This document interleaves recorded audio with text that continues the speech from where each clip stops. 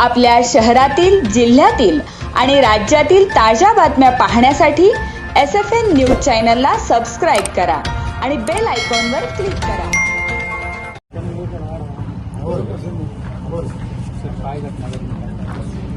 सांगोला विद्या मंदिर इथे 10वी बोर्डचे जे काही एक्झाम सुरू आहे, तर ते बोर्ड एक्झामचे क्वेश्चन पेपर या ठिकाणी एका रूममध्ये ठेवण्यात आलेले होते.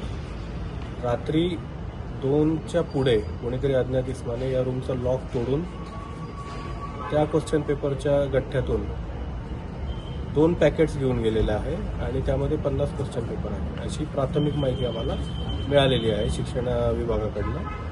आम्ही इथे पाहणी केली तर ज्या रूममध्ये ते गठ्ठे ठेवण्यात आले होते क्वेश्चन पेपरचे, त्या रूमला जे लॉक लावलेलं आहे ते लॉक कटरने कट केलेलं आम्हाला आढळून आलेलं आहे.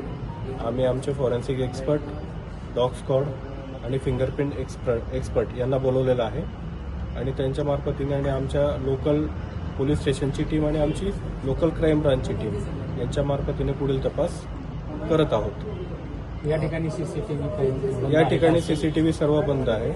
या प्रिमाइसमधले सीसीटीव्ही आम्ही चेक केले तर ते बंद आहे, त्यामुळे इथले फुटेज आम्हाला रात्रीचे मिळू शकलेले नाही. बंदोबस्तासाठी पोलीस वगैरे पण नव्हते या ठिकाणी बंदोबस्तासाठी एक आमचे पोलीस कर्मचारी आणि होमगार्ड होते, तर त्यांची चौकशी आम्ही करतो आहे. जे कोणी दोषी आढळतील त्यांच्यावरती आम्ही आमची डिपार्टमेंटल कारवाई करणार आहोत.